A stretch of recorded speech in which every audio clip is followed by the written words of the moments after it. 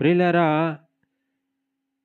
ఇక అంటాడు పౌరుషము కలిగి ఉండాలట. లోక సంబంధమైన పనిబాట్లలో చాలామందికి పౌరుషం ఉంటుంది.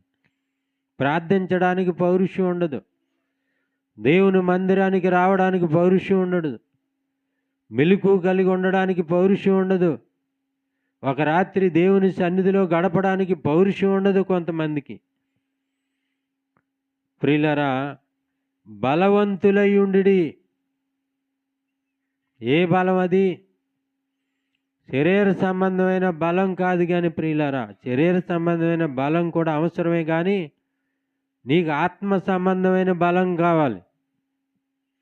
ఆత్మ సంబంధమైన బలం నీకుంటే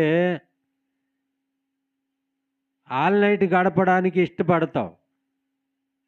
ఆత్మ సంబంధమైన దాహం నీకుంటే దేవుని సన్నిధికి రావడానికి ఇష్టపడతావు.